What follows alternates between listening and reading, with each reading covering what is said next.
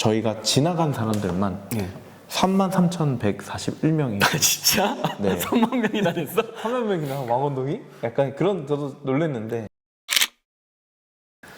그 이번에 그 파워스토어 어떻게 돼서 창비랑 연결이 된 거죠? 저희가 작년에 10월달에 4주 내내 팝업 스토어를 한 적이 있었잖아요. 네. 거기서 이제 클로저라는 이제 영화를 약간 큐레이션 해주고 영화를 굿즈를 판매하는 업체에서 거기서 방문했던 분 중에 이제 다시 또 한 1월쯤에 다시 문의를 주시게 되면서 네. 진행을 하게 된 것 같아요. 거기에서 방문하셔갖고 그 현장을 직접 보시고 창비에서 진행하는 파워스토어 컨셉이랑 여기 지역상 특성이랑 좀 어울려서 선택을 하겠다는 말씀이죠? 네네. 그 기존에는 뭔가 그 뭐 성수도 고려를 해보셨지만 성수는 조금 더 자극적이고 큰 브랜드들 그리고 조금 더 시끌벅적한 분위기라면 뭔가 망원동에는 조금 더 이런 굿즈랑 뭐 문구랑 그런 것들이 창비랑 어울리는 것 같아서. 그치. 그 여기 동네 자체가 약간 좀 뭐랄까 좀 프랜차이즈랑 좀 상업적이라기보다는 좀 작가나 아티스트 위주의 공간들이 많다 보니까 네. 그런 것 때문에 그렇게 연결된 거구나. 네, 그렇죠. 그러면 이 파워스토어를 하게 되는 이유가 있잖아요. 네. 기본적으로 파워스토어 하는 이유가 제가 알기로는 5가지가 있다고 하는데 기존 브랜드 인지도 향상이랑 브랜드의 독특한 경험 제공, 그리고 시장 반응과 고객 피드백 조사, 그리고 오프라인 유통 채널 확장이랑 신제품 출시 및 홍보, 약간 이런 부분 5가지가 있다고 알고 있는데 창비 같은 경우에는 어떤 부분에 해당할까요?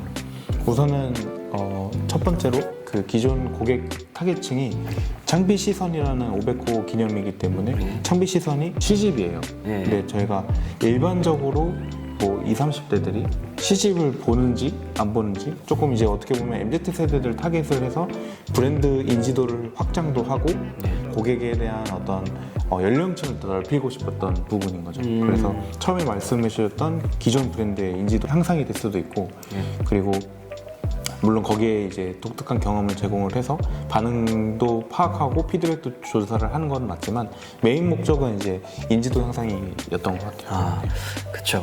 그리고 우리가 이 파워스토어를 진행하면서 프로세스가 있었을 텐데 그 과정을 좀 풀어줄 수 있나요?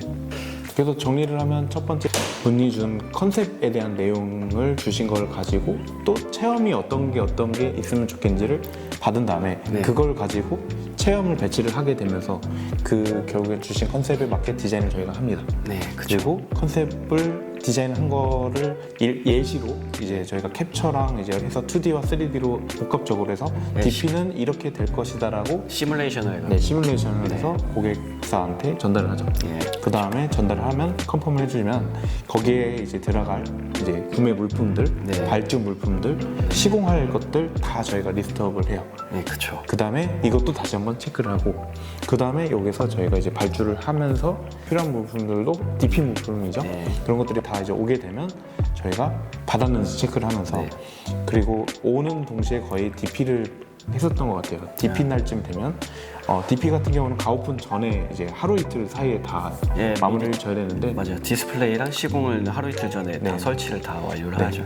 보통은 이제 사전에 이제 시트지 쪽이랑 그런 부착물들은 큼직하기 때문에 오히려 이제 전에 하는 게 제일 좋고 그게 다 정리된 후에 이제 안에 있는 DP들 책을 어떻게 배치를 한다든지 그런 것들도 같이 하면서 아니면 거기 들어가는 굿즈 아래 뭐 바구니가 있고 바구니 위에는 테이블보 같은 게 있어야 된다. 피크닉에 어울리는 테이블보를 저희가 연출했던 거고 그래서 그런 것처럼 그 물품들이 조합이 되면서 DP를 하게 되면서 그렇죠. 디스플레이를 하게 되면서 가오픈 전에 세팅을 해보고 그 다음에 세팅이 완료된 후에도 현장이란 게 저희가 기획이나 제안된 대로 진행되지 않기 때문에 그 세팅이 완료되고 가오픈 기간 동안 활동을 해보면서 미비된 추가 물품들 아니면 추가로 또 꾸며야 된다든지 더 설치해야 된다는 걸 체크해서 다시 재발주를 넣거나 아니면 재구매를 해서 추가적으로 업데이트를 해가죠. 네, 맞습니다. 그렇게 해서 실은 이게 현장이라는 게 뭐 기획한 대로 흘러가지는 않아요. 결국에는 중간중간에 추가하는 부분도 있고 맞아요. 예를 들면 생각지 못했던 이벤트나 네네. 아니면 뭔가 아이디어가 생각이 나면 그때 이제 이 내부에서 가능한 거라면 이제 또 내부에서 출력해서 해결을 한다든지 메뉴판을 다시 또 바꾼다든지 그런 것들이 좀 생기는 것 같아요. 그리고 이번에 같은 경우에 체험별 공간이 좀 특이하게 들어갔던 것 같아요. 이번 체험 같은 경우에는 최초 3가지가 있었고 듣는 체험, 맞는 체험, 그리고 쓰는 체험으로 문의가 왔었고 근데 이게 단순히 겪어본다는 느낌보다 체험의 깊이를 느껴본다는 좀 포인트를 주고 싶어갖고 네. 예를 들면은 뭐 듣는 체험과 맞는 체험을 좀 합쳤던 것 같아요. 요청한 대로 3가지 그대로 시킨 대로 하는 것보다 좀 더 방문자의 관점에서 좀 더 얻어가는 게 있었으면 좋겠다 싶어갖고 네. 그러니까 듣는 체험과 보는 체험과 그 다음에 맞는 체험을 다 합쳐서 오감까지는 아니지만 좀 이런 감각적인 거를 한 눈에 시를 보면서 시를 맞고 시를 듣는 느낌이 좀 들었거든요. 예, 그래서 이게 별도의 공간처럼 느껴졌어요. 예 맞아요. 네, 그래서 그런 경험을 더 집중하고 딥한 어떤 경험을 줬었기 때문에 더 많은 사람들이 체류할 수 있었고 예, 더 맞아요. 많은 사람들이 더 들으려고 했던 것 같아요. 그래서 그런 체험들이 하나 크게 있었고요. 네. 그리고 다음 체험으로 넘어가자면 시를 써보는 시를 써보는 체험이 있었고 예. 처음에 이게 써보는 게 사람들 진짜 잘 쓸까라고 이제 좀 살짝 의구심이 들었던 체험이긴 해요. 맞아요. 그리고 창비 쪽에서도 정말 원했던 체험인데 근데 의외로 더 많은 사람들이 체험을 하려고 하셨고 네, 정말 많은 분들이 체험을 해줘서 네. 그 시를 쓴 공간에 옆에다가 부착을 해서 디스플레이를 같이 해주잖아요. 네. 그게 너무 많은 체험을 해줘서 딱 그 공간 전체에 그 썼던 체험들이 다 붙게 된 것 같아요. 오히려 그 체험을 많이 해줌으로써 그 공간 자체가 디스플레이용 공간이 돼버린 사례가 되지 않나. 그 저희가 이 대시보드도 있잖아요. 근데 네. 거기서 체험별로 또 이 측정한 데이터가 있어요. 아 그래요? 체험전별로 그 체류를 평균 얼마나 했는지가 나오는데 우선은 입구 쪽에 그냥 일반 디스플레이 같은 경우는 3분 12초가 일단 평균 값이었고요. 그리고 그 듣고 맞고 이제 보고 하는 체험은 5분 29초. 그 다음에 작성하는 이제 체험 같은 경우는 6분 40초. 아 꽤 오래 있었구나. 네, 6분 41초로 꽤 오랜 시간을 작성하고 그래서 이게 친구들끼리 오면 이제 작성한 걸 서로 보여주고 서로 감추고 막 창피해서 나 몰래 붙이고 막 그런 어떤 것까지 좀 포함해가지고 재밌네. 좀 재밌는 부분인 것 같아요. 그래서 혼자 온 사람들도 정말 진지하게 쓰신 분도 계시기도 하고 네. 네, 그래서 하나만 적는 게 아니라 한 명이 여러 개를 적는 것 같아요. 6분 40초가 나오려면 네. 그래서 오히려 그런 체험이 만약에 3개였다라고 하면 실은 이어지진 않았을 것 같아요. 그러니까 맡았고 그 다음에 들었고 하면 이게 이제 이어지지 않는 거죠. 네, 그쵸. 그 시에 대한 감성을 좀 더 덜 느꼈을 거예요. 네. 근데 이제 이거를 합침으로써 더 극대화가 되면서 체류 시간도 그렇고 만족도도 더 올라간 것 같아요. 그렇죠. 그리고 우리가 이 동선을 짜는 것도 좀 생각을 많이 하고 동선을 짰었잖아요. 네네. 저희가 과거에 팝업스토어를 진행했을 때는 체험전 같은 경우에는 좀 안쪽에다가 두는 경우가 많았었던 것 같은데 이번 경우에는 좀 평소와는 다르게 좀 바로 동선 앞에다가 뒀었던 것 같아요. 네. 왜냐면은 거기에 많은 사람들이 체류 시간이 길기 때문에 트래픽이 생기잖아요. 네. 그 앞에 있는 테이블에도 풍성하게 디스플레이 함으로써 지나가는 사람들이 몰려있으면은 군중 심리로 인해서 뭔지 궁금해짐으로써 방문을 한번 하게 되거나 아니면 네. 호기심을 갖게 되잖아요. 네. 약간 그런 부분을 이용하기 위해서 좀 체험전을 앞에 뒀던 것 같아요. 네. 그리고 그 체험전마저도 이제 심지어 4개 다른 시였기 때문에 하나 들어서 만족이 됐으면 2개, 3개, 4개, 4번째까지 듣게 되고 그게 4번까지도 만족이 된 상태에서는 또 시를 3개까지도 이제 유도가 되더라고요. 그래서 그런지 이제 어떻게 보면 지금 체험전별로 다 합치면 10분이 넘어가요. 그러면 10분 이상 머물렀다는 거는 그렇죠. 그러면 결국에는 매번 매 시간마다 조금씩 사람들이 계속 들어오게 되면 그 누적해서 네. 머물러 있고 머물러 있는 사람들이 계속 있기 때문에 그래서 아직도 안 갔어? 라고 하는 분들이 계실 정도로 계속 머물러 계시다 보니까 또 지나가는 사람들이 뭐지? 심지어 이제 사전 신청하신 분도 아니고 뭐 지나가다 그냥 들어오신 분도 꽤 있으시거든요. 아 맞아요. 저희가 가오픈도 전에 저녁에도 세팅하고 있을 때 네. 문 열고 들어오신 분들이 많았어요. 맞아요. 이게 앞에 부분을 풍성하게 하니까 그런 것도 있었고, 그리고 솔직히 앞에는 힘을 많이 주고 뒤에는 힘을 살짝 빼줌으로써 거기에 대한 강약도 조절이 되고, 풍성하게만 하면 오히려 보는데 너무 화려해서 혼란이 있기 때문에 앞에는 좀 세게 주더라도 뒤에는 조금 힘을 살짝 빼면서 풀어줬다가 다시 나가는 부분에 힘을 한 번 더 줬던 것 같아요. 네, 네. 이번에 사전 신청도 되게 많이 들어왔던 걸로 알고 있는데, 제가 듣기로는 제가 마지막으로 들었을 때는 네. 한 700명 좀 넘었었다 그러는데, 전체적으로 이번에 사전 신청이 얼마나? 850명 정도. 850명.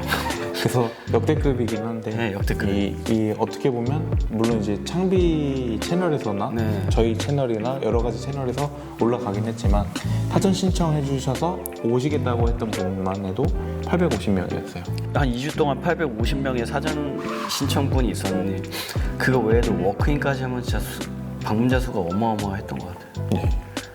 저도 손님들이 오셔갖고 그 내부를 소개시켜주고 싶었는데 주말에 사람이 너무 많아서 나도 사람이 많아서 피하게 되면서 역대급이었어요.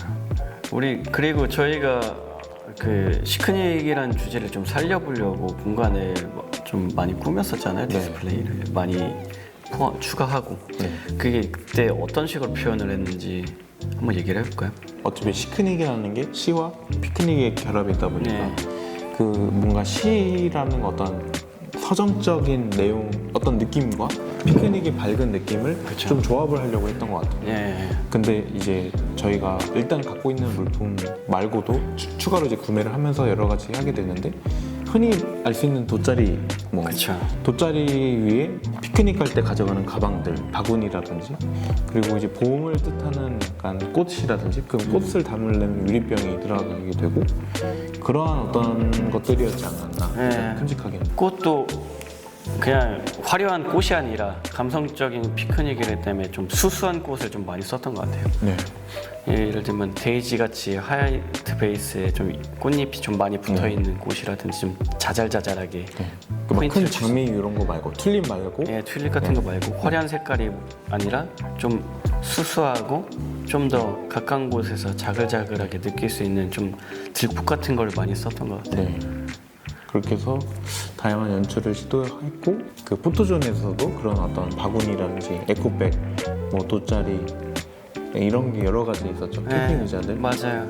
이번에 파버스토어가 완료되면서 전체적으로 저희가 도출된 데이터가 어떻게 되죠? 거기에 이제 몇 명이 왔고 몇 명이 지나갔고 이런 것들이 데이터가 보이는데, 저희가 지나간 사람들만 네. 33,141명이. 아 진짜? 네. 3만 명이나 됐어? 3만 명이나 왕원동이? 약간 그런, 저도 놀랐는데. 그러니까 거의 평일에는 사람 생각보다 없었어요. 별로 없었잖아요.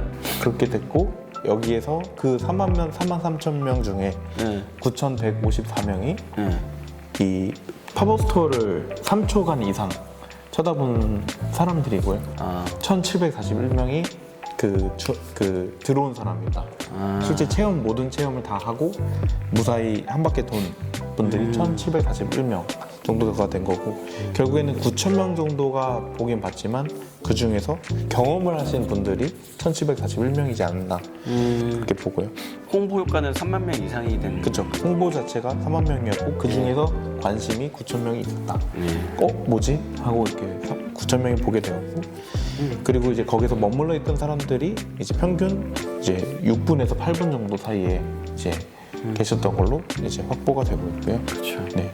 애초에 목적 자체가 브랜드에 대한 인지도 향상, 홍보 마케팅이었다 보니까 그죠. 효과는 진짜 제대로 나왔던 것 같아요. 네. 파워스토어를 하면서 약간 뭐랄까 요청하시는 분들 있잖아요. 클라이언트 분들이 요청할 때 미리 좀 사전에 준비하고 저희한테 알려주거나 아니면 다른 파워스토어 하는 업체한테 이렇게 했으면 좋겠다 좀 준비해야 될 것들이 있잖아요. 네. 그런 것들이 뭐가 있을까요? 우선은 제일 중요한 거는 언제 할지부터 정해놓고 시작하는 게 좋고요. 근데 공간은 제일 우선순위가 아닌 것 같아요. 왜냐면 어떤 컨셉인지 정해놓고 그 다음에 어떠한 뭐 체험이든 어떠한 거를 하겠다. 그리고 어떤 목적으로, 예를 들어 매출의 목적이다, 네. 아니면 브랜드 인지를 위한 목적이다, 체험의 목적이다, 여러 가지가 있겠지만 그 팝업 스토어의 목적에 따라서 공간이 다 다를 거예요. 예, 맞아요. 그렇기 때문에 그거를 먼저 기간이랑 그 다음에 어떤 목적으로, 그리고 대략 예산이라든지 그런 것들을 이제 미리 정해 놓으시면 오히려 공간은 나중에 추후에 정해도 되는 거거든요. 네, 맞아요. 그리고 앞서 말했던 뭐 팝업스토어를 하기 위해서 아까 얘기했던 처음에 얘기했던 그 5가지 외에도 컨셉을 좀 미리 정해놓으면 그것도 좋죠. 공간을 선택하는 게 네. 좋죠. 이게 성수동이다, 뭐 연남동이다, 아니면 뭐 마포 더 위에서도 팝업스토어 많이 하잖아요. 네. 그쪽이다, 뭐 아니면 망원이다. 컨셉이라든지 그 지역별로 시스템이 다 달라서 아까 방금 말씀하셨던 그 5가지 외에 컨셉도 정해놓으면은 네. 그 해당 위치 예산 정도 정하는 데는 좀 많이 도움이 될 것 네. 같아요. 맞습니다. 그래서 그거를 뭐 이렇게 만약에 팝업 스토어를 준비하시든 기획을 하시든 할 때 요 지금 내용을 한번 참고해 주시고 연락을 주시든 아니면 다른 데를 하든 일단 그걸 참고해 주시면 네, 좋을 것 같아요. 나중에 뭐 이 부분에 대해서 추가적으로 궁금한 거, 지금 저희는 되게 약식으로 조금만 풀었잖아요. 추가적으로 물어보실 문의사항이 있으면은 저희한테 별도로 연락해 주시면 뭐 네. 언제든지 메일은 이렇게 줄게요. 언제든지 친절하게 고강민 씨가 답해주기 거기 때문에 메일을 주시면 제가 친절하게 답변 드리도록 하겠습니다. 뭐 전화를 주셔도 되고 뭐 그렇게 연락을 취하시면 될 것 같습니다.